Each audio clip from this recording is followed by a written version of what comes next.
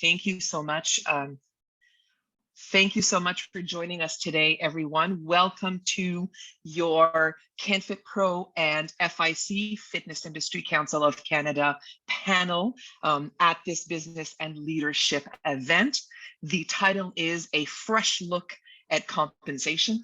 I've been saying for a while now, it's high time we take a fresh look at compensation, and this is an opportunity for us to discuss that. And so I'll introduce our esteemed panelists in just a moment and let you know why we decided to provide this. There are lots of people in the industry coming from the fitness professional end that are struggling to find their place in where they want to work, where their revenue is. We reevaluated the way that our quality of life was in the last couple of years. I think a lot of people did, and so did people in our industry. And now choosing where we want to dedicate ourselves, how we want to connect to clients are things that we've been asking ourselves. And so we are choosing more mindfully, I think. We stopped doing the same thing because we've always done it. We've broken out of those shackles and are looking to find the best places to work based on a lot of criteria. And then the owners and operators and managers are now looking for the right staff to serve the members that have come back. And we have, for the first time, I mean, since I've been in the industry for almost 30 years now, the biggest one we ever had, a labor shortage in our industry, because a lot of people left, a lot of people retired, a lot of people chose to work differently, work less hours. They're looking into the gig economy of how we can utilize fitness and how we're dedicated to it in a different way. And the legacy coming through isn't as strong as it was before.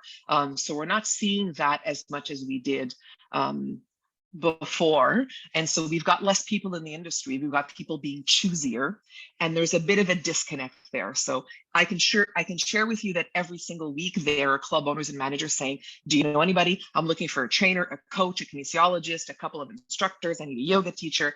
And it's never been as big as it is now. And we're having a little bit of a challenge serving the Canadians who need our services and people all around the world. So these are the questions that we have, and an opportunity to take a fresh look at compensation. FIC, as the Fitness Industry Council of Canada, is the association that represents the facilities, gyms, studios, etc., across the country. And our members at FIC are owners and operators. And so they're the ones doing the hiring, they're the ones doing the recruiting, they're the ones looking for staff. And the people joining us on the panel today are happy to be able to share some of the ways they're getting creative, some of the challenges they have, so we can get as close together as we can in finding some solutions so that they have the staff that they need to serve the members, and the fitness professionals, coaches, and leaders find the work they want and feel valued in their careers. So that's what we're going to try and do in the 90-ish next minutes. Who's with me? Everybody's with me. All right. Let's pop some spotlights onto our panelists here, Cheryl, if you would. So we've got a few people joining us. The first one I will introduce is Sara Hodson. Sara is the president of FIC, and Sara runs Live Well clinics. So she will have some opportunities to do it from a franchise type of model that is growing across the country now, and how they're doing when it comes to their recruitment. Carl Ulmer is the treasurer of FIC, aka our national treasurer. He makes us say that, guys. And so that's Carl. And Carl is with, sorry, Carl. Carl is out in BC with our friends over at She's Fit and the clubs out there that are from more of a smaller corporate model, Carl, if that's the way that we could describe it in terms of that. And then we've got Ryan. And Ryan's here to give us, because this is something I feel we forget to do quite often. Ryan is from CFIB, the Canadian Federation of Independent Businesses, is that yes? And so Ryan is, CFIB is a partner of FIC. All of the clubs that are members of FIC get memberships also to CFIB that offers them oodles of benefits, and can share what other industries are doing, which I think, again, we forget to do from time to time, is like we get isolated and niche into fitness. And so there's an opportunity for Mariah to speak to other industries' challenges and ideas from that. So that's the plan today. Sound good? We've got 3 questions for our esteemed group of panelists. Oh, and and she's off camera, but Trisha Sarker, who's the executive director of FIC, is there to answer any questions that you guys might have, as well as track some of those questions from the behind the scenes. So question number 1, and I think I'm going to start with Carl for question number 1, is who do you feel is responsible for changes in compensation? Is it you, Carl, the club owner? Is it the staff that has to ask for a change in compensation? Are you expecting it to come from them? Are you expecting the industry at large to do it? So when it comes to changes in compensation, who do you feel is mostly responsible for that? Thank you, Nathalie. Yeah, taking a look at that question, as a club owner, we have a chain of 16 clubs out in British Columbia. I really do feel that the club owners need to take accountability and responsibility for compensation and how it's communicated. And that comes from a place, myself, as being an owner and operator out in British Columbia. I know that prior to COVID, our organization itself, we really had no communication structure in place to allow our leadership group and our front of house and back of house teams to get together and actually comfortably discuss wage and compensation. And I really think, just from my personal experience around that, and us in the last couple of years really trying to create a comfortable space, and that comes through systems and processes and structure, as well as the intangibles of building trust and on all those things that come with leadership and working together. I think it's critical that business owners create a sense of comfortability around wage discussions. And so, looking at our situation, let's say 3 years ago prior to COVID, we were behind the times, I guess. I would say we would wait for somebody to come to us and say, hey, I've been working here for 7 years and I think I've done a lot. Hey, do you think I deserve a wage? And then let the negotiations begin. And that's a really uncomfortable place to put not only the employee and more importantly the employee, but we're also, as business owners and operators, put in a tough position when that comes into play as well. And so really looking at creating a structure that will promote trust and open, kind conversations. In our group, we talk about kind conversations, which are really focused around being completely honest and upfront about the reality of the situations around wage, the organization's position today, taking into account the personal and professional situations our employees are in, our team members are in today, not overpromising, not dancing around conversations. But when we're being kind and honest and upfront, we also have to understand that there's emotions behind the receivers of the information that we're sharing. So as we navigate through this as an organization and create what I believe today we need, which is better standards and structures around wage, it is our responsibility to do that. It's our responsibility to, you hear leaders talk a lot about, and owners and operators, the successful ones, talk about being in the clubs, being in the facilities, talking to the trainers, talking to the group fitness instructors, taking the classes, taking the training that our personal trainers are giving, and getting a hands-on experience as to what they're going through, and actually the service that they're giving is so critical, so that we at the top in our ivory towers can sit here and actually create a stimulating working environment that includes compensation, not only just on production, but on inspiring our membership in different ways that we can do that. And heck, I've learned over the last couple of years in my role that software also provides us so much more data than we used to have in the past, that allows us to really take a look at metrics and how metrics can dictate where we're going, but there's a human element behind it as well. And so that's very challenging for owners and operators. It's not an easy thing to do, because even process and standards can take away the human element around these discussions and wage and compensation discussions. And sorry, I can talk a lot, so you shut me down when you need to, but going back to being in the facilities and feeling it and touching it and smelling it and seeing what the teams are going through. We're doing a software conversion in our organization right now, which is one of the most challenging things you can possibly go through, not for myself, but for my teams out in the facilities. And I was in one of our She's Fit locations yesterday, listening in on a training session on the software, but I could overhear a personal trainer, Tracy, who was training a client for the second time. And Tracy simply just said something along the lines of, and I've created this new program because you have a knee injury. And it's going to help not only rehab the knee injury, but make sure we don't hurt it any further. And the member was like, oh, great. Wow, you remembered I had a knee injury. And then second, I heard some of the exercises going on. And eventually the member just stopped and said, wow, my knee doesn't hurt when I'm doing this. And so the value in that is something we as owners and operators have to feel and see and touch. And like I always say, smell or whatever, we have to feel that and understand how important that is to our business. That said, we also have to navigate through the challenges of increased overhead, and we're also dealing with inflation. We've just gone through COVID and those sort of things, but that's not an excuse to not have a system in place to allow for comfortable communication around wage. That doesn't always go either of our way, but if there's one in place, that's for us to create and support our teams with. Thank you, Carl. I appreciate you saying that. And yes, for some reason I had mentioned She's Fit because I was thinking about She's Fit. But yes, of course, Club 16 and Trevor Linden, also the group of clubs that Carl leads out there. So thank you for sharing that and for being one of those leaders that's like, we don't know it all, that clearly there might be a concern here. We need to keep growing. We need to keep talking about it.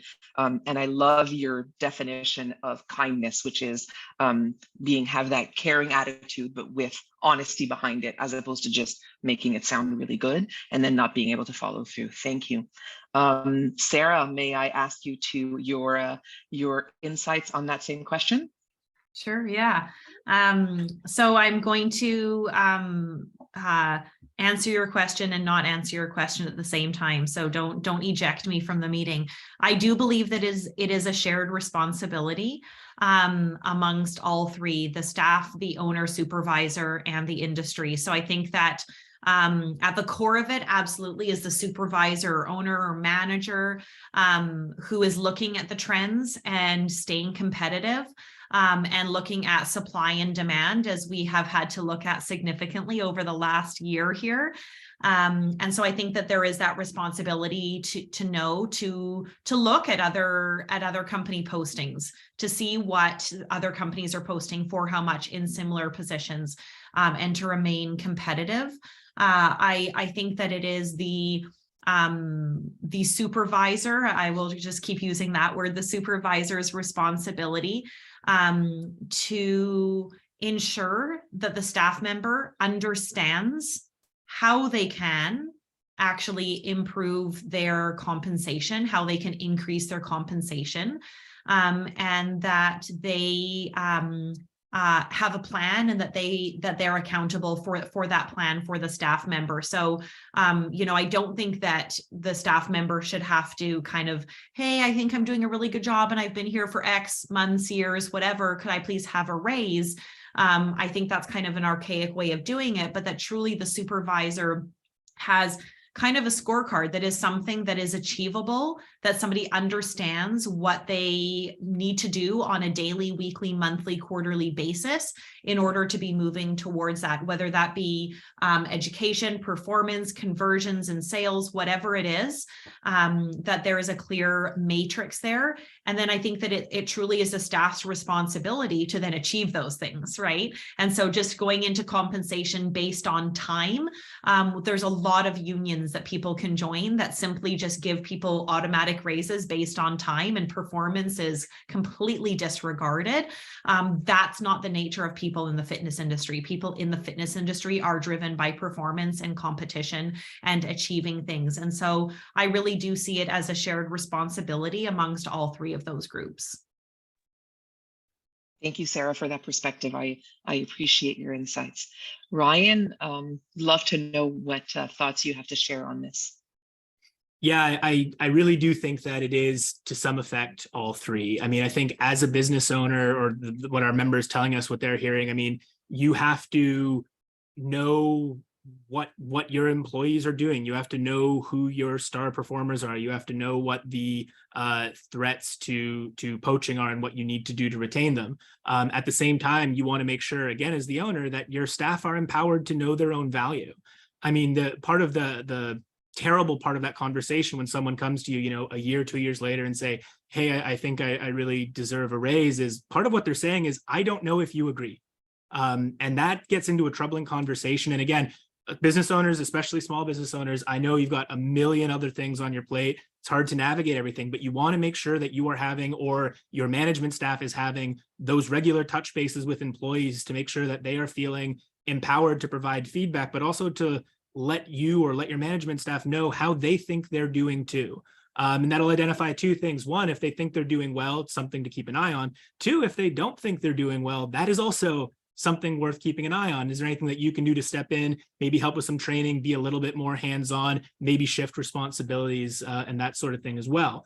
And I think on the industry at large part, I mean, that especially coming out of the last 2 years, and again, I don't want to fixate on COVID, but the reality is we're about 1 million workers short in this country. You're not just competing with your own industry, you're competing with everybody. I mean, if you've got someone who, loves doing fitness training, but they've also got really good communication skills or excellent customer service skills, there's a multitude of jobs in other industries that they can also do. And believe me, those industries also want that person. So it's important to keep an eye on what your industry, the going rates are on your industry for various things. And again, if you've got someone that's really good, maybe it's increasing responsibilities along with pay, and seeing if there's a cohesion there.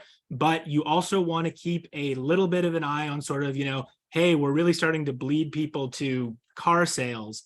What is car sales offering? And is there anything that we can do to sort of match up there? Or what is, accountants or wherever else they're going? But the unfortunate reality now is, because we are so short on workers, and because there is no, that's not a solution that's coming in a 1, 2, 3, 4 year span.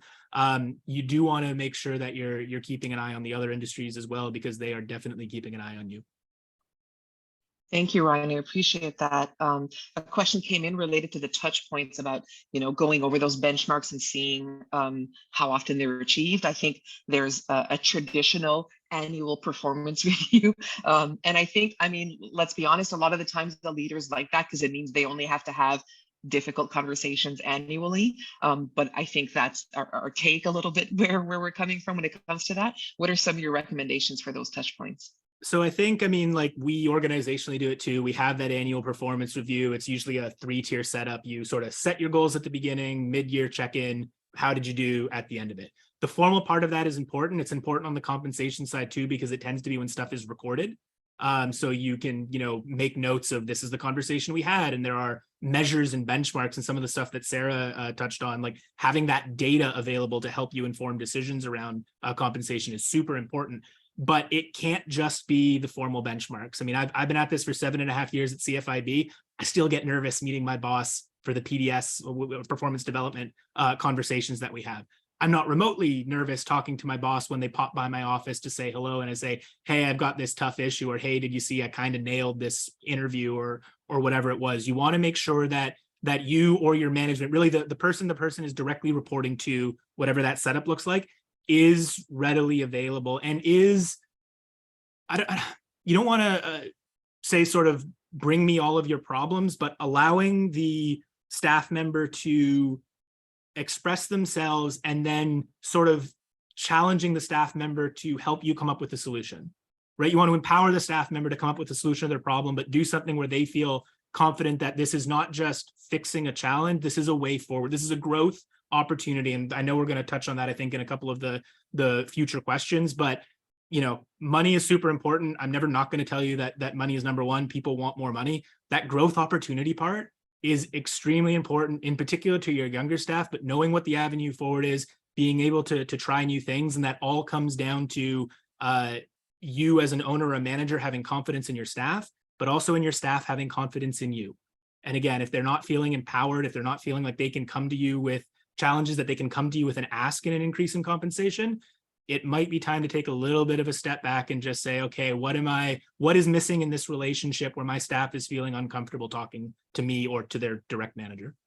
Thank you for that. And thank you for opening that up, because it was one of the things that we wanted to talk about. And I have pleasure of sharing with you some hot off the press that I got permission to share survey results from CanFit Pro members about compensation.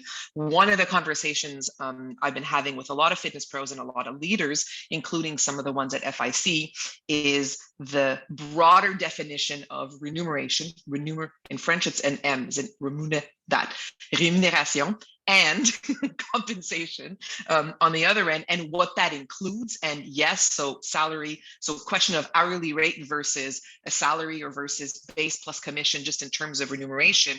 But then what about everything else? And so I think you guys will be fascinated to see what CanFit Pro members are showing. And I apologize for it being kind of old school in a Word document, but I wanted you to be able to see this. So these are the results of CanFit Pro's survey to its members. Therefore, mostly at majority fitness professionals, but something to look into. So CanFit Pro members are making in a majority under $50,000 a year, which would lead one to think that maybe that is influenced, because the statistics of this always fascinate me. Maybe that's influenced by being highly part-time, but then you come here. So we're under 50,000, right? Most of it 25 to 50. And then the second biggest chunk is 10 to 25. But then when we ask about the hours, all of them are, most of them are over 25 or so hours a week. So it's actually 3/4 time to full time at under $50,000 a year. So that's a challenge. That's certainly a challenge for people if this is where they're doing their full-time work, and they're putting in the hours there, and they are making, they're working 30 to 40 hours a week, and they're making 35 to 40 hours a week, and they're making under $50,000 a year. Again, if you compare it to other industries, to Ryan's point, at a time where we're competing with other industries that can potentially offer double that for the same number of hours, it makes it tough. Something else to think about, which I find fascinating, is how likely are you to work in the health and fitness industry from now on? 75% of them said likely or very likely. So most of us aren't going anywhere, because most of us do this because it's where we feel it's our calling. That said, there's a challenge there when it comes to compensation, unless you get to the next one, because it keeps getting more interesting, which is what matters most when choosing an employer. Education training opportunities, number 1. Culture, number 2. Career growth, number 3. And then salary, wage, and other compensations are 4 and 5. So when we think about the concept of compensation, clearly what matters to people are industry. Sure, salary and wage is there, but we're sticking around, and we have the intention of sticking around because we're hoping, or we are getting, everything else, including education training opportunities, culture, and career growth. Are you guys fascinated by that? Is it just me, or is this like such a microscopic, like just this clear look into who the leaders and fitness professionals are in our industry and what they're looking at? This is something that I find really interesting. So this leads us to question number 2. And this one I might start with Sara, to give you a chance to go first.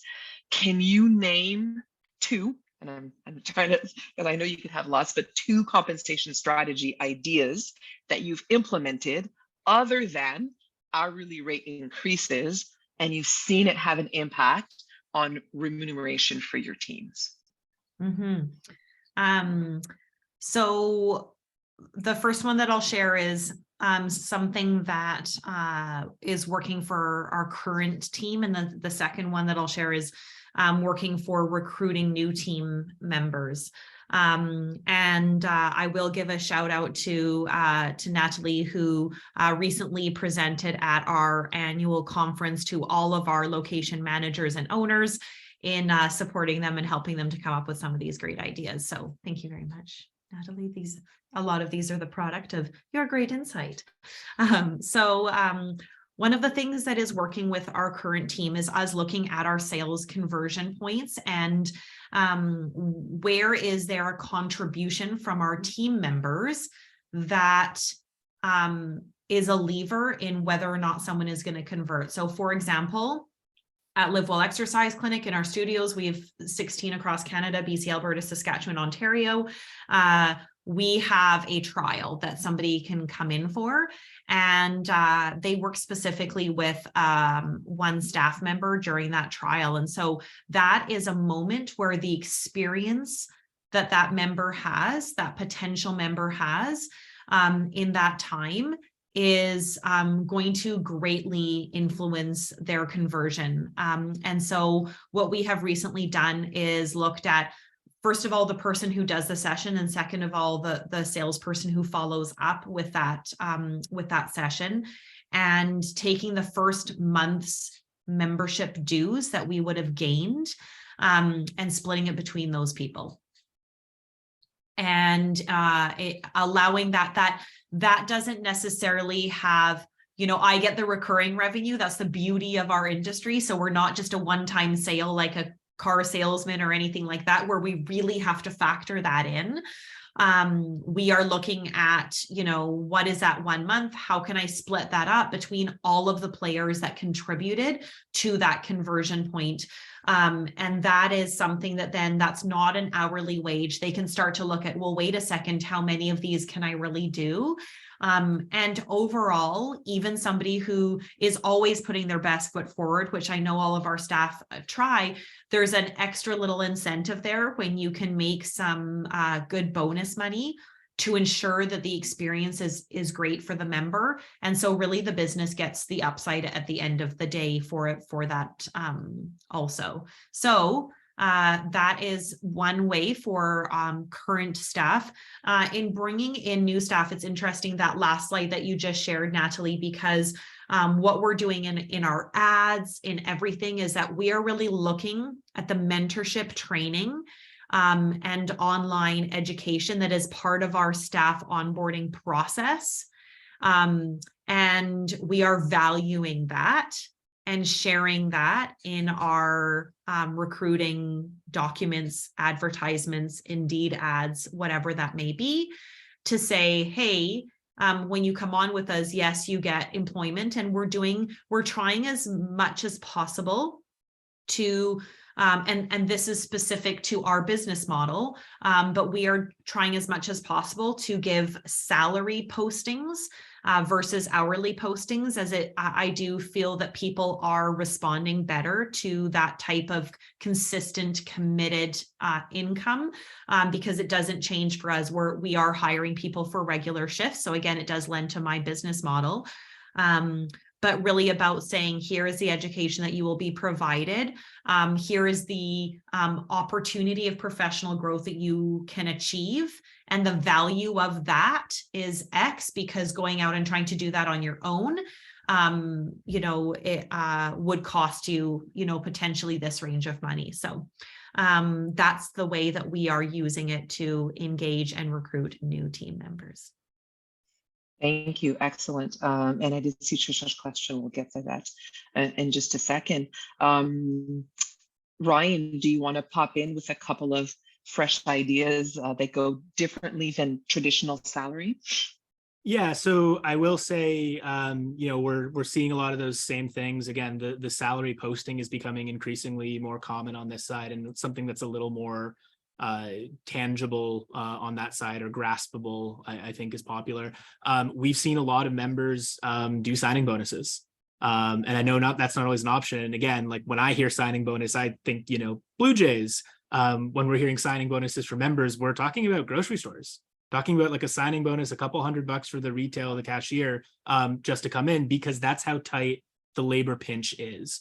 But what we've seen a lot from members is, again, salary is important. I'm never going to say it's not important, but there are other things and other ways. And some of those are, you know, also come with a cost to the business owner. But when you're providing, you know, other benefits and things like that in a benefits package, what does that look like? Are you, you know, allowing your staff to access things like massage therapy or acupuncture? Do you have any sort of dental eye care? Mental health, extremely important right now. And even if you can't provide a financial mental health plan, are there other mental health resources that are perhaps available through your business that they can access that they wouldn't otherwise be able to? And maybe there's some savings on that side there that are very popular. And then the other one, and this is a small plug on CFIB side, if you're a member, you have access.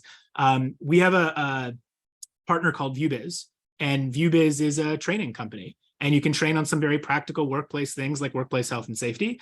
You can also train on things like marketing or on management or on just some other sort of areas. And we find that a lot of members and their employees really benefit from being able to go through those courses and modules because you're offering something up that normally is unavailable. And I think that, especially coming out of the pandemic and that sort of reassessment or realignment of priorities that Nathalie alluded to, again, I think the dollar is still very strong, but people are looking for those growth opportunities. ViewBiz, Paul, VUBIZ, or sorry, use. But I think that people are looking for those additional growth opportunities. Now, again, important as an employer and something that we're working on, especially on the small business side, a lot of that training investment then makes that employee very valuable to other businesses too. And we do understand that. That's not to say it's not worth it. I think it's absolutely worth it. We are trying to find ways for government to come in and help a little bit on recognizing the effort that smaller businesses put in to that training. We don't want to see them be the minor leagues and then no recognition when they move on kind of thing. But you will find, and I think the IT sector, to wrap it up, is a good example. It is super hard to find an IT person full-time right now because it is way more lucrative for them to work on contract because they can sign 20 of them and give you, 10 hours a week here, 15 hours a week there kind of thing, but it's super lucrative. The way that you can attach an IT person to your business is make them love being there. Maybe it's the mission that your business is on. Maybe it is the opportunity to do things that they wouldn't get to do in, an accounting firm or a larger structure. Maybe you are more willing to let them try something new or put them on a team where they're getting to do something different. But as smaller businesses, you have that kind of flexibility oftentimes. And that is a wonderful way to attract someone. It's a wonderful way to retain someone. And again, in some cases, might not actually cost you on that side, but provides the value the employee is looking for. Thank you, Ryan. I like that you talk about both things, which is attracting and retain. One thing somebody said to me, because I love sharing it, again, it's not mine, but I shall share with a colleague of mine at a large organization. When we were talking about this thing about what if they train them and they leave, she said, sure, you can ask yourself the question, what if you train them in all of this and they leave? And you also have to ask yourself, what if you don't train them and they stay?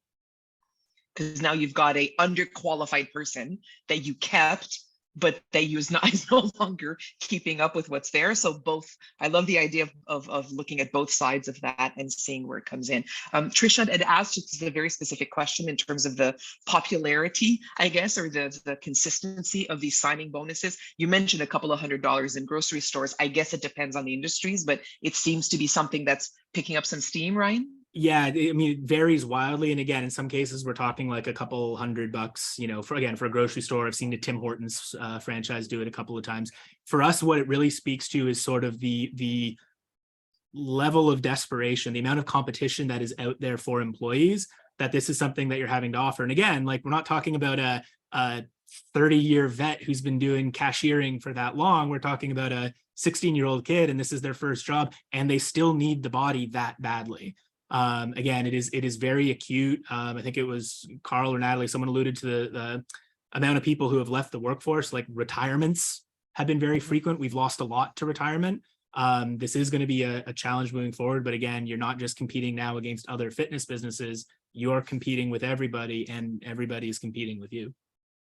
Thank you so much. And I'll get to Carl. While I get to Carl, for the people who are here, if you have other ideas of these like different ways that we can qualify compensation, please pop them in there, because the signing bonuses is one that I find really interesting. And I actually suggest in some of the ones that are here today, I recognize some of the names from the organizations here today, offer a referral signing bonuses for somebody else to come, because you're spending, to Sarah's point, if you're on Indeed and all these places, you're spending money on recruiting anyways. employees, why not get somebody to have a best friend at work by giving them an initial signing bonus for a friend to come join the team, and then another one 6 months later if they stay? Because this is money you're spending. It's not extra money. It's instead of using the apps and the software and the job sites to actually use your people to bring people in, which I find to be another really interesting one.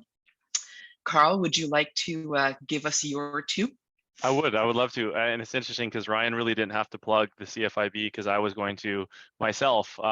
So as a member of the Fitness Industry Council of Canada, our group is also a member of the Canadian Federation of Independent Business. And so Ryan was touching on earlier these PDS, performance development sessions, that he even goes through with his leadership at the CFIB. And so I align with Ryan in terms of the education that we can support and provide our team members with not a lot of additional overhead, especially with, I'm not trying to overplug the CFIB, but these courses are legit courses, and they really teach you many different things. And so myself, I started to lead by example in our group with our executive team in these performance discussions, and challenge our executive team to take on some of these courses. And so we're going to continue with that and provide that for our general managers and fitness managers in our group as additional education. And so that's one thing that we've looked at in our group is that additional education side. I'll also plug Nathalie as well, as Sarah did. As I had a discussion, because this is truly like, I think right now, I don't think that we've ever had such an appetite for our products and services as fitness facility owners and operators than we do today. But we also are having to be more conscious than ever before of our overhead. And so we really need to find these unique ways, these unique models that we can continue forward and have our team members feeling inspired to inspire our communities to live their best lives and be active and healthy. And so I did connect myself with Nathalie as well, to plug Nathalie, just to have this discussion, because she's really, obviously this is where she is today in terms of these compensation discussions. And she really brought me back to a time, because Nathalie's very old, where, like group fitness instructors and personal trainers, they would be, almost sponsored by shoe companies, and they'd get discounts on shoes. And what is really important to our team members, and like I said earlier, it's important for us to understand how our teams are feeling out in the facilities, and their pocketbooks are being hit just as much as we have been through COVID. Inflation is up. Most Canadians have debt. That means most Canadians have less money in their pocketbooks. Gas prices are, all these things are costing all of us more money, not just businesses. So finding unique ways to decrease overhead for our staff is a direction we've gone. I'm excited to share. I can't share too much because our group isn't aware of it yet, but we've actually signed a deal with a shoe company where we're going to be able to provide shoes at a discount, orthotics almost for free for our group. And that's simply by me. I'm not a great discussion person. I'm not great at talking. I simply just emailed the company and said, hey, this is what we're looking to do. We'd love to showcase your product to our team members, who we believe inspire more people in British Columbia to live active and healthy lifestyles than anyone else. Are you open to talking about this? Boom, the response was, here's what we can do for you. And there's very little that we as an organization have to do for them, which is very surprising. So thank you, Nathalie. But those are the creative ways that I think that we could extend ourselves. If you want to call it inconveniencing yourself, it really isn't, because you should be taking care of your team members, but take that extra time or extra step to just reach out on the limb and say, how can we support our staff, or how can you support our team members, or can we support each other's team members out in the clubs? And so we're excited about that initiative and more to come, because this has sort of opened up a new way of thinking for our executive group on how we can support our team members and help lower their overhead without necessarily increasing ours all that much. So that's super exciting for our group. The other item we're looking at, and myself personally looking at our executive group and extending it down, is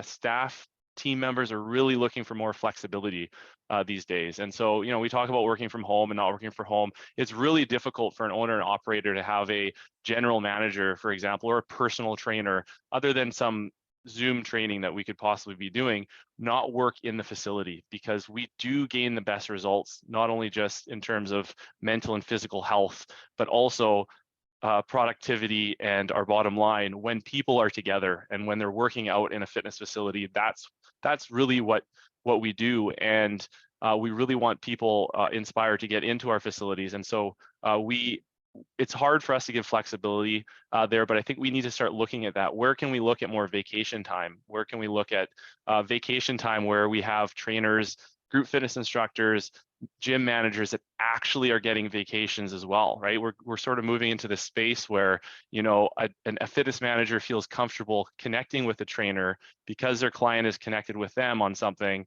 that maybe has gone wrong in billing, for example. I don't think there's any hesitation, at least in our group today, to reach out to that trainer who's on vacation, right? And so really creating that space to get away, I really feel that's where, speaking personally myself as well, I want to find a way to be able to get away for my 7 days or more time if possible, get that mental break from work. So flexibility definitely is an area where I challenge club owners and operators to look for their team members, because that is, I think, an area that we need to become more flexible on in terms of vacation time around that. Also becoming creative and reaching out and finding ways to decrease your team's overhead, as well as education. And there's the cost-effective ways to do that. I shared an example with the CFIB, but I'm sure there's many more. And also, you also have professionals within your group. You have personal train.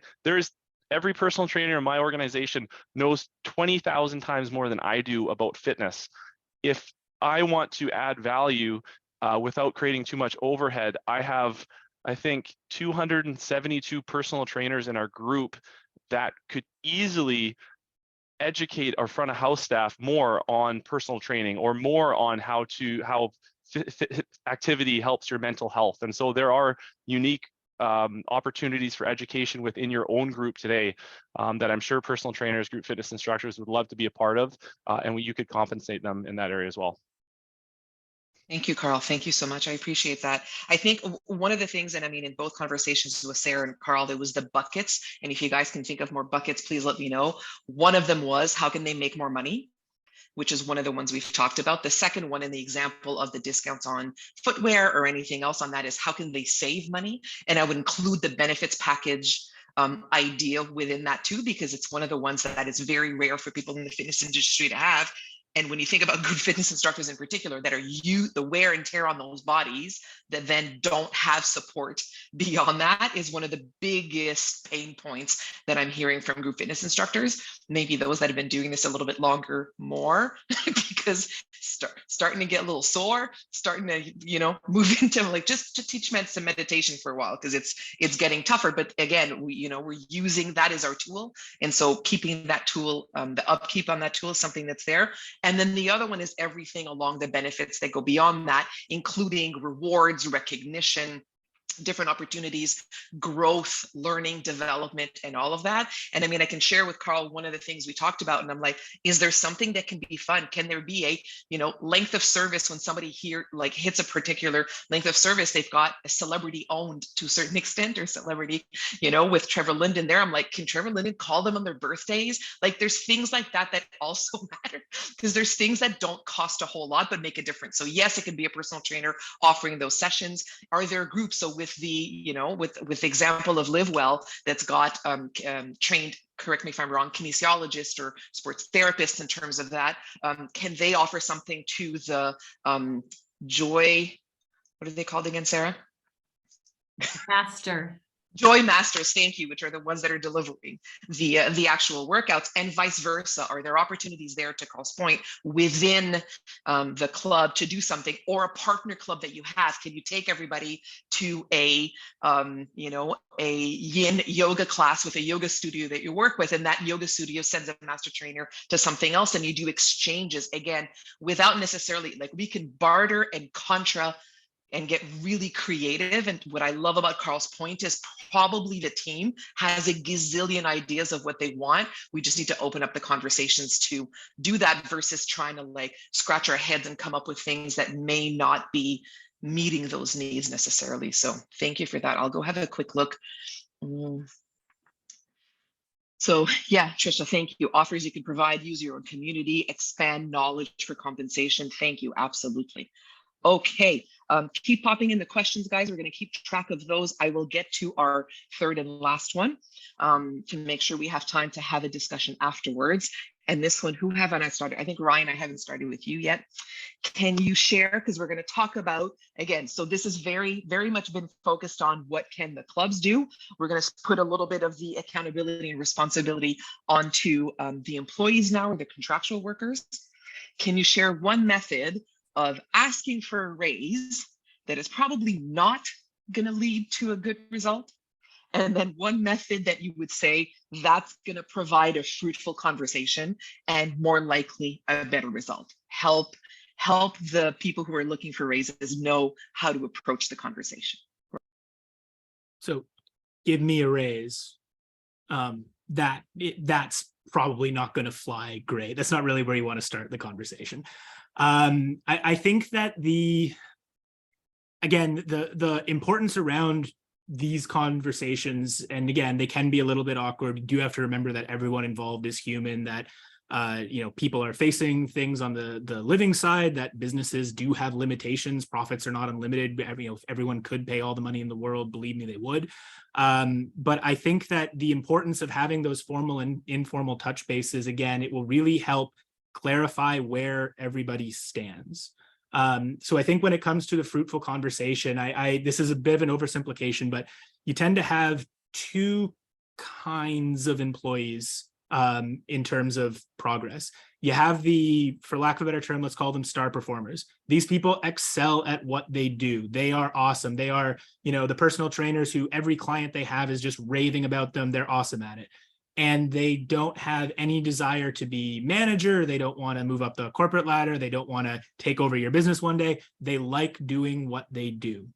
And then you've got the other side of that, which is the person who may also be that thing, but also has their eye on upward mobility. This is the kind of person that would like to manage a team, or thinks they would like to manage a team, the kind of person that would like to, maybe jump to a different department within the organization, or try something new, and that sort of thing. And I think in terms of how to have that fruitful conversation with this person is, if you are doing those formal touch points and note taking, and do have some, again, measurable sort of what this person is achieving and what they've done so far, is helpful. But to approach that conversation with sort of, how do you think that you're doing, to give the feedback around how you think that they're doing. And then I would say that the best way to be fruitful on both sides, but is to be proactive about it. And again, like this isn't a hey boss, give me a raise conversation. This is, for starters, if it's coming from the employee side, hey, at our next touch point, which again should be relatively regular, I want to have a conversation about compensation moving forward, right? And I know that sounds like a lot of kind of big sort of formal words, but put it on your reports, your manager or the business owner's radar. Don't blindside them with it, right? This is a conversation that is a little bit delicate. It is really tough in the moment for business. You're going to catch them off guard if you're just throwing it out there. But at our next touch base, this is something that I want a conversation about. From the employee side, and this is something that I do personally, know your value, but talk about what it is you do. Again, are you getting those rave client reviews in person on Yelp or on Google reviews or whatever it is? Have you taken on new responsibilities? Is it something that you're excelling on? Or are you offering to take on new responsibilities and are sort of looking for compensation to come in on that side?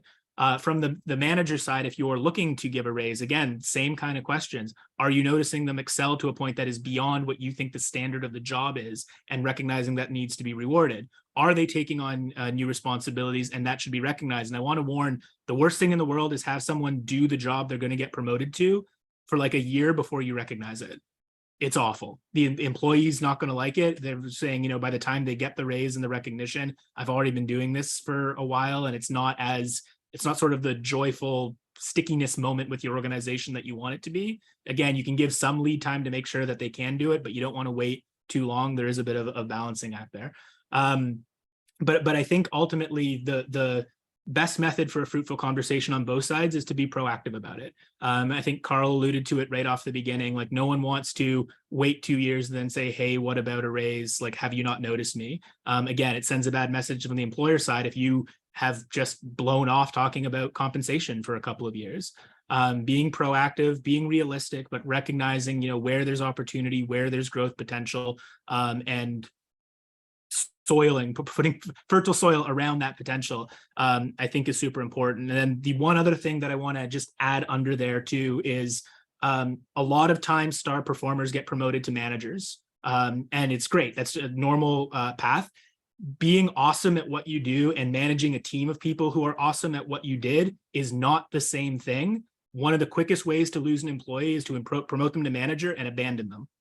You need to stick with them. They need that management training. They need, again, if it's the owner or if there's a management level in between, stay with those employees to make sure that, again, that they are prepared, that they are trained, empowered, challenged, but making sure that you're walking them through this new difference in their job. Because as much as exciting as it can be to switch what it is you do, again, if it's suddenly, I'd rather be the person doing the training than managing the trainers, you can get into a big challenge. And again, it's very off-putting for an employee. It's a good way to lose someone. And then you're not just down an employee, you're down someone you thought was going to be a manager and are back to start also missing that star performer.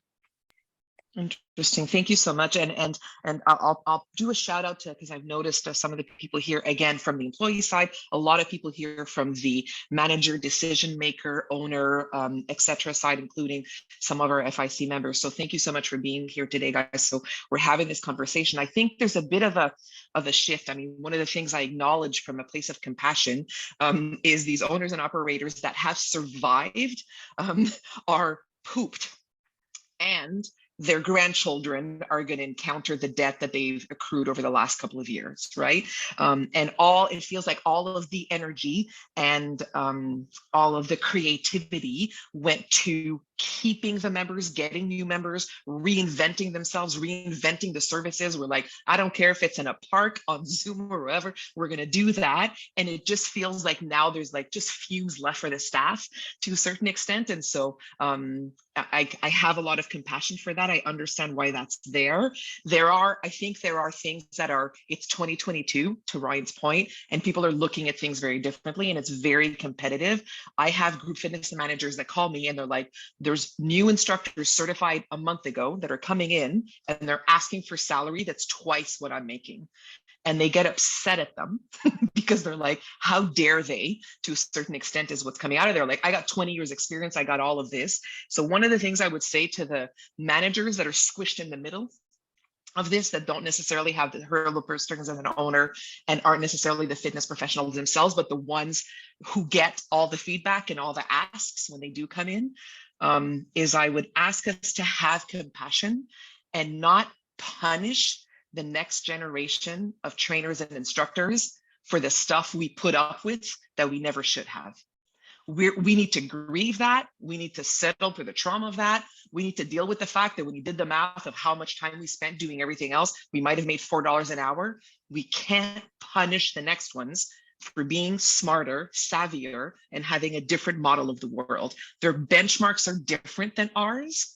And we have to understand that this is what we're dealing with now and look at it from a fresh set of eyes. And if anything, then do something about your own rate, practice, negotiating, increasing your own, and then be at a better place of integrity to then understand how to hire from that. But if you should be paid twice what you're doing now, it's not fair to therefore be upset with the people coming in who are actually probably know their worth, even though we haven't done that exercise. So that's one of the things I would say to those of you that are stuck in the middle of that, to try and see where we can go from there. I think, Carl, you're up next on the how to ask, how to not ask, and how to ask for an increase in compensation or a raise in particular. I always hesitate to go this route because I always talk about this. So if you've heard about me talking in CanFit Pro or anywhere else, I know my leadership group sometimes rolls their eyes at this point. I'm a big trust guy. I really feel like, when I talk about leadership with my group, it's all about trust. If a metric isn't where it's supposed to be, or KPI isn't where it's supposed to be, it's less about the process, the standard, the price of what we're selling, and it's more about there's a relationship broken there, and that's how we need to take the efforts to fix and increase those metrics. And so when I take a look about discussions when it comes to wage, and we've used the word uncomfortable discussions multiple times, which is really what we should all be trying to prevent as owners and operators, but also team members, staff members as well, because trust is a two-way street, right? So I've learned most of what I know, or I feel I know today about trust from my failures and setbacks in my own personal life, which I'm grateful for because now I feel like I have a better, stronger understanding of it. And so let's compare asking for a wage increase from your boss to a husband with 3 young children in his house wanting to go to Las Vegas with his friends in 2 months. And so if I'm looking at a discussion like that with my wife, I really need to understand that if I'm uncomfortable asking the question, maybe there's some things I need to do before I even ask that question that builds the trust or builds the credibility or put more into the emotional or physical piggy bank before I ask for a return, right? And so I think Ryan said something along the lines of, let's not blindside your manager or your boss with, hey, I deserve a raise. And I am so sorry. And I'm not going to say her name right, but we've communicated quite a bit now. Eves said it here. It's like, I didn't get a raise for 7 years. That's not fair. That's not right. And no, he shouldn't have had to wait 7 years for that raise. And I'm not victim shaming or blaming you here because I don't think it's your fault, but never do that again. Never allow yourself to do that again. You don't deserve that. But when you do ask for that raise, hopefully before next year, your second one in the last 7.5, 8 years, really think about why you're uncomfortable with it before you go into that discussion. And the advice I give for people who are always who will say I'm uncomfortable around this discussion, or I don't feel comfortable about a discussion, is that, and I've learned this in my personal life as well through successes and failures, is no one can tell you how you should feel about anything. And so starting the discussion around that is even a discussion with your manager. Hey, I'm feeling very nervous about this discussion because we've never discussed it before, and I don't know what's going to happen at the end of this conversation, but I really want to talk to you about wage. And so any good leader will recognize that as an opportunity to build trust with you, acknowledge that you're feeling this way. And so really thinking ahead, right? Not blindsiding, understanding that if today you're feeling like you shouldn't ask for a raise, what can you inconvenience yourself at work by doing that can really give you the self-confidence or the empowerment to really go and ask for that raise, and then communicating in a real positive, strong way, and just sharing how you feel. There you go. That's my advice around that. Thank you, Carl. There's a couple of questions that have came in that I'll get to after that, but I will let Sara give her best advice about what to do or not to do when it comes to that. Yeah. So I love the input that has come in so far, and I always look at this as we need to kind of show or what's the right word? Unveil the path, and we have to provide the moment. And so just like kind of Carl was saying, if this is a conversation about him going to Vegas with the boys and he's nervous talking to his wife about it, it's kind of like, what are those moments of touch points where a conversation can come up? And if there aren't those moments where the conversation can come up and it's a planned moment, then of course people get very nervous. And so then it becomes the courageous get raises and the people who silently just work really, really hard, right? It would be like, as in our business, giving members discounts for the people who complain about our prices, yet there's those people who are diligently paying who in fact can't afford it far more than the people who just went to Italy for a month but need a discount on their fitness membership. So I think that by unveiling the path, it again is about saying, here are the expectations, and not as much a job description, but again, a very clear, these are the things, this is the checklist of how I'm going to review you and how I'm going to understand your performance. And you will have input on that also. And providing the moment, ensuring that there are weekly touch points in whatever way, monthly touch points, quarterly touch points, and when compensation will be brought up. And as a leader and as a supervisor, ensuring that you are bringing compensation up and you're not equally as afraid to talk about it as the person who is on the receiving end of it. We're a big believer in Live Well of NPS.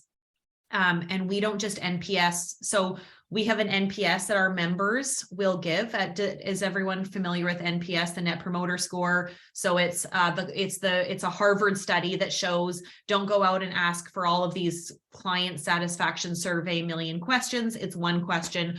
Would you recommend our service or our program or our product on a scale of 0 to 10? It's literally scoring. If somebody gives you a 9 or a 10, that's a point. If somebody gives you a 7 or an 8, it's considered neutral. You get 0 points. 6 and below is subtracting a point. Or a percentage, I guess I could say, because it's kind of out of 100. People who have an NPS of 70 or higher, that's considered world-class service. So every 12 weeks, we NPS our members. Our members are then connected based on the shifts that our staff work to our staff. Therefore, our staff have an NPS that is determined based on the shift that they are working. So if we find that the morning team, our NPS is really, really strong from those N for Nancy, NPS. Yes. Yeah, thanks, Beth. And so if we find that the morning team has a really strong NPS, but the afternoon team does not, and who is the leader on the floor at that time. So for us, that is a way for us to also bring in some other, that truly is about that member experience, because we can't always see it and feel it and touch it and smell it like Carl does. We sometimes have to just have the data in front of us. But equally, we have our staff NPS our leadership. How likely are you to recommend a job with our organization to a friend, colleague, other professional like you?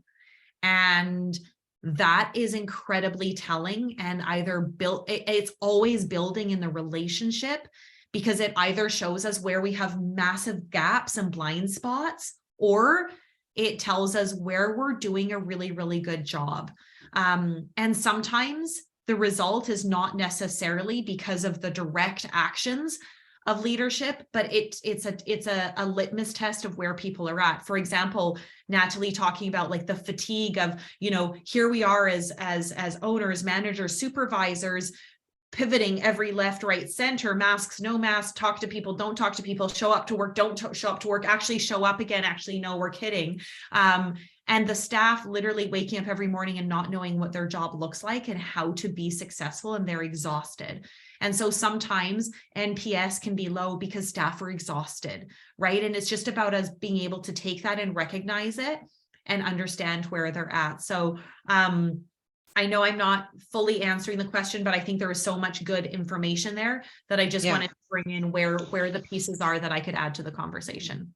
For sure. Thank you, Sarah. I appreciate that. And yes, so I think the idea of keeping the conversation alive, of feedback, of needs, of compensation, of all of these things can be really, really powerful. One of the questions that came through was about how medical benefits and those types of benefits are important to the fitness industry, especially the younger generation. And so I'll share quickly. And this actually came from the fitness industry as a, hey, by the way, fitness industry, you need to think about wellness, was the message of this. But I found this stat really, really critical. And I'll put this in the chat if you want, which is the Gen Z is 20% more likely to use an employee wellness package. For those of you wondering if it's important, this one's the one that freaked me out, is 89% of Gen Zers are prepared to quit the company they work for if it isn't focused on well-being. So we're the fitness industry. And I think that traditionally, especially when it comes to a part-time staff, we have not at all been focused on well-being. We have better access to this than almost anybody else, yet the benefits package is a huge question that we ask ourselves when it comes to staff. And especially, again, if you think about them working in this gig economy type of opportunities, then they might not be able to get it anywhere because they're not working enough hours anywhere in order to get that. Again, we think about group fitness instructors or coaches in particular. So there's just so many things that we can do and places that we can go. And can there be something there? Is there Do you have, again, discounts to massage therapy because you actually have it within your facility? Is there something that you can work with other people? Can you barter? Can you connect? Can you network? Can you exchange some of these things to support them in that? I would dare say that the concept of wellness, Ryan talked about mental health in particular, having access, even giving them the resources, the free resources that we have nationally, provincially, and in our cities related to mental health, and how they can access that, and making sure that they're aware of that so that when they're in the crisis, they know you care. These are simple things that are done for free. And then on top of that, if there can be a benefits package that's added there, I think that would be significant. So I'll pop that into the chat if it could be, if it's an interesting article for you guys to have a look at. Were there any other questions? I'm going to go in. Can I add to that, Nathalie, while you're Oh, looking yes. for questions, and just something that I think, you know, when we talk about, you know, benefits and all of these for coming at it as an employer and an owner standpoint, you know, these can be very, very expensive packages. They can be very traditional packages for a younger generation. And there are some really neat things that I see employers doing that I think are kind of for consideration, that are around kind of, for example, like, yes, similar to a healthcare spending account, but like a CEC purse, a mental health purse, a healthcare spending purse. And they can be small, but like, I think of if I'm paying for extended health benefits for my employees, I have to look at prescription medication is a bit of the kicker, because if people need recurring expensive prescription medications, then being on those plans is the most cost effective for those certain employees. But overall, if you're looking to really, again, from a recruiting and a retention standpoint, have these different categories that as people in the health and wellness space, we want to make sure that we're hitting. It can be that you start out small with, we're going to give you $100 per year in a CEC purse. But in an industry where it's different than other industries, where typically you come to a job and you get the training, like we're expecting people to come to us with a certain certification that we never paid for, that we never funded. And then we're saying, and you need to keep up with it, but we're not willing to fund that or invest in that, but you go and pay it. And it's expensive, right? It's expensive to go in and do all of those things. So as an employer, how can we contribute to CEC purse, mental health purse, healthcare purse? So that was just one thing I was going to add. I can share with you, I don't know if there's anybody else here from the province of Quebec, but that's actually not legal in the province of Quebec. If you require a certification that requires upkeep, you must pay for that. You can't ask them to have a renewable credential and not cover the expense of that credential. So you either have to say you can have it at the beginning, but then afterwards not follow up on it. So that wouldn't work, for example, for most of our certifications, including CanFit Pro. Or if you say you have to keep up with your CanFit Pro certification, you would need to provide the compensation in order for them to get that. So for those of you in other provinces, just FYI, that's actually how employment law works in Quebec, as an example. So yes, absolutely. So whether it's that, whether it's CPR, whether it's learning and growth, whether it's, you know, developing things that have them stay with you or things that they can go, because one of the things when I speak to people in HR, and I think there's a couple of them that are here, when I speak to people in HR, the newer way to looking at it is not this, but it's going to cost us a lot of money. It's but if we train them really well and they go, our reputation as an employer follows them. And they will refer you to other, even if they go somewhere else because they've outgrown you or they chose to go a different route, they will always speak of you as somebody who takes great care of their people. And that reputation is gold on places like Glassdoor and just, you know, in and out of your environment. So that's something to think about, of these things that are maybe intangible, but certainly have an impact on everybody's bottom line. So something to be thinking about that. I'm going to go have a look to see if there's any other questions. Carl, Ryan, was there anything else you wanted to chime in with now that we've gone through these discussion points? I was just going to say on the benefit side, another shameless CFIB plug, we do have a partner called Premature. And they help with things like group benefits, again, for smaller businesses, something worth taking a look at. But I also want to flag that this is not just on industry's radar, and a lot of sectors are having to look at the same thing. Providing benefits is very hit and miss amongst the small business community. Governments are also taking a real hard look at this. And sometimes you see the big marquee items like pharmacare and that sort of thing at the federal level. But I can tell you at the provincial level, there are ongoing consultations in Ontario right now about a portable benefits package. That is a benefits package for those businesses that don't offer them, that would follow the employee from business to business and sort of set the minimum standard at that point. And it's still very unclear what it's going to include, how it's going to be paid for, who it's going to apply to. It's very much up in the air, but it was a Conservative government campaign commitment. And it is something they do intend on seeing through. So that is also something to keep an eye on. On one hand, it has the potential to maybe lower the temperature on things like Gen Z saying, well, we need benefits. Well, you've sort of got a baseline coverage now. At the same time, it also means that if you currently provide some benefits and this standard plan now exceeds them, that you are sort of back to square one and will need to get a little bit creative again in terms of how do you make your plan stand out in terms of that attraction, retention side. So just something to keep an eye on, that, yes, other sectors and other businesses, but also the government, they remain there and are still doing things on their end. Interesting. Thank you for sharing that, Ryan. I appreciate that. Carl, was there anything you wanted to no, you're good. Okay. So we'll have a look to see if there's any other questions. What I think could be interesting before we close up is to have a little bit of a brainstorm of the things that matter to you when it comes to compensation. And so maybe if you pop it into the chat with like your name and you're a owner or a supervisor, however it is, or you're somebody who's a group fitness instructor or coach or trainer or something like that, and let us know and be like, this is one thing that really matters to me. And we'll kind of blow up with that, the chat with it, and get a little bit creative. Again, there's creativity from these types of environments in terms of where we can go with that, to see where we can do it. I can share one that actually was a bit of the kickoff to this, that when we were in Toronto at CanFit Pro's global event this past August, is there are lots of studios that can't afford me. And that's okay, because I take some accountability in terms of the ways that I would work with those studios. So there are studios that I work with, teach a couple of classes a week, meditation, yoga, fitness, etc. And that rate isn't quite and will never be what I ask as an hourly rate. And I know that, and they know that, and that's the situation.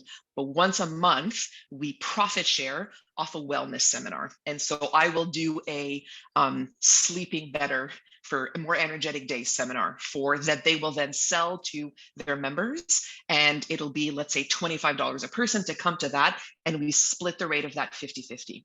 When I do the math on how much I make for that hour and the other hour, so let's say it ends up being 5 hours a month, I am now at my hourly rate, because it's something that's different, that we're profit sharing on, brings new business to them, has their members feel like wellness is a part of what they do, and it's not just about the workout.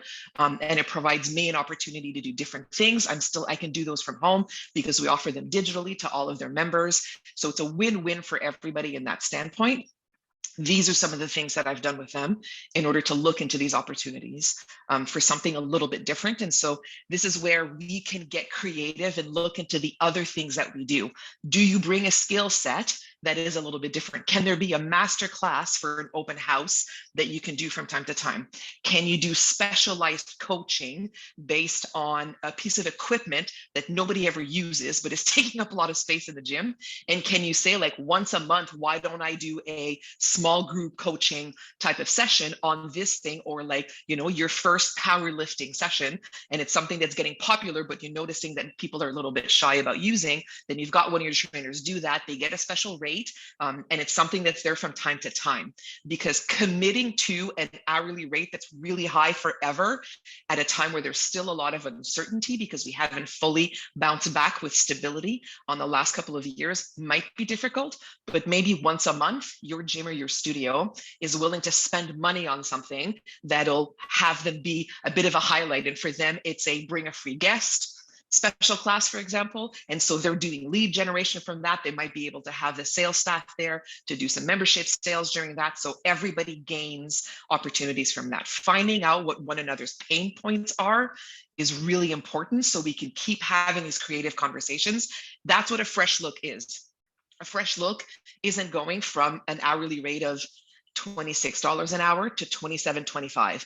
That's not a fresh look. A fresh look is us really looking at how we value health and fitness, the way we price our services, and the way we completely compensate the people that are there. And sometimes that means doing things differently. I think we broke the mold on the fitness industry the last couple of years. I don't know about you guys, but we broke it. Well, the world broke it. Let's just call it that. It got broken. It broke. So now we're like, if we're going to put it back together again, can we find some fresh pieces in other places and see if we can do things a little bit differently? I'm going to go have a look to see if there's anything else in there. I just keep hearing about Bermuda. I'm ignoring you, Eve. I just keep seeing Bermuda stuff and I'm like, not now. We're not quite there yet as things are getting colder.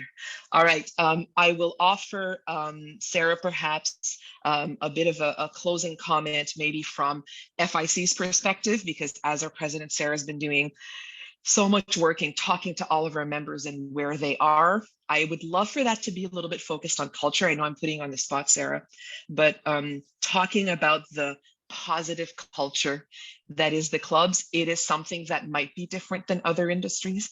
It is something that I think sets us apart. It's our happy place. It's a place where we get to make other people happy. Group fitness instructors and small group coaches sometimes can get applauded after they work. I don't think you get that at the car dealership, but I don't know. I'm just putting it out there, or at the grocery store. There are things that are unique about us, but that means that we as an industry need to reconnect with that positive, happy, rewarding, valuable place. And I'd love for you to share a couple of your ideas that you and I've talked about when it comes to that, Sarah, if you don't mind. Yeah, I think that, oh, yeah, I am unmuted. I think that one of the things that we are focused on at FIC is the reputation of the fitness industry. And I think that in renovating the reputation of the fitness industry, it starts with the people who are delivering fitness and us renovating the way that we support, train, promote, encourage, and work with everybody on our team so that we can ultimately have a huge impact. And I mean, the work that I'm doing with FIC and going out and talking to, you know, the leaders of this country about how we can push forward physical activity, it all comes down to that we have qualified exercise professionals. That's what it comes down to, because at the end of the day, that is, we know the accountability and the community that is created with qualified exercise professionals, and the trust and the confidence and the vulnerability that Canadians can have with us. That is what is going to push our industry ahead. And ultimately, that's what's going to therefore push more Canadians to approach physical activity. And we now know the numbers that as we have more Canadians being more active, we will start to save the federal government even more than $6 billion a year, which is right now what we are saving the federal government. And so I think that, as Nathalie was saying, from a culture perspective, the culture starts with the owners and the supervisors and the company. It starts as a grassroots operation in each and everyone's. We have to clean our own houses. How does it go? We have to get our own houses in order, that type of a thing. And eventually that will trickle up, and you know, we are speaking it in advance. We are manifesting it for the industry. But because we are manifesting it, it does mean that we need everybody to do their part and to lean in, to listen to each other, and to ensure that, you know, it completely changes our business models. I get from a financial perspective, at LiveWell, we did not increase our membership coming out of COVID. I know many people did increase their membership. We didn't. So we are still managing within the same unit economics, yet looking at how can we compensate our staff more and be creative and all of those things. But it is a new time, and with that brings new refreshed opportunity. One of the things that I didn't mention when we are speaking with our staff is we talk about our core values in every single meeting, and we ask our staff to share with us one way that they are bringing those core values alive in their work. So I think those are the things that really connect us at the end of the day. Thank you, Sarah. And our national treasure also had something to share. Yeah, thank you. So I've been in the fitness industry for about 11 years. And one of the confusing things for me as I navigated my way from a gym manager to a regional manager and then partner and so on where I'm at today, it always confused me, like some of the decisions made in our industry. And one of the biggest things that was confusing was how much the ownership groups of each brand in Canada didn't communicate with each other. And so COVID really forced that sort of breaking the glass ceiling. I don't want to use that analogy, but that the point there is that, you know, COVID forced us to recognize that our industry isn't one that was very respected in the business community, wasn't respected by our government, and forced us to communicate with each other. And I say that because I imagine that fitness professionals like myself, or how I used to feel, probably see that as well and are confused by seeing other industries, like even the construction industry, restaurant industries, all these industries that have voices in the media through COVID that maybe you didn't see as much until maybe the end, because we made a lot of strides in our industry through COVID. It may be confusing to you, but I think that also, I hope you see that as exciting, because for an industry that, you know, I would see my main competitors in British Columbia literally as my enemy, and I would never share anything with them. I would not communicate with them, to a place now where I may not like the people all the time that I communicate with, that I compete with, but I consistently communicate with them. And I think that that is something that no other industry has the opportunity in terms of growth over the next 5 years. And I think you will see this industry grow quicker, faster, more professionally speaking than any other industry that's out there right now, because owners have been forced to grow up, build trust with each other, share best practices, and we do that on a consistent basis. And the proof that we are getting somewhere in that realm, and it will hopefully sooner than later hit fitness professionals, because you deserve it more than anybody as a benefit. We, you know, Sarah talks about her work with the government. She talks with Justin Trudeau. She talks with Justin Trudeau's team about fitness tax credits for gyms and fitness professionals and personal training sessions and group fitness sessions. That's never happened before in our industry. And it's not because Sarah or myself or Nathalie or Ryan are better than the people before. I truly believe it's because the gym community is finally becoming a community. We're trying to get our members into group sessions, into group training, into gyms, to be together and love each other and inspire each other. And then at the top level, we have business owners that won't even look at each other and pretend to like each other at conferences. That has completely changed. And I think that's a real positive. So the opportunity for growth in our industry is huge, and we are going to need all the fitness professionals out there to support that growth. And we're excited. I can't tell you how to feel, like I said earlier, but I hopefully that at least perspective gives you some excitement to stay in our industry and share that other people should be joining us as well. Thank you. Thank you so much, Carl. That was a fantastic way to close it. Thank you to Carl, Ryan, Sarah. Thank you to the team, to Trisha from FIC, to the team at CanFit Pro, to Mo, to everybody that's been on here today for giving FIC the opportunity to host this and to share these discussions with you. I hope that we all see that they are going to be fruitful and they're going to continue, and there is engagement in wanting it to go on.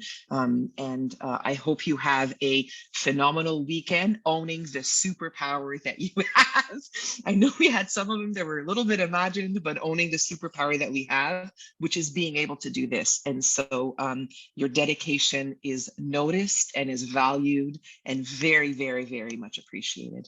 Thank you so much, everybody. Hope you have a wonderful weekend, and we'll see you guys very soon. Merci. Bye, everyone.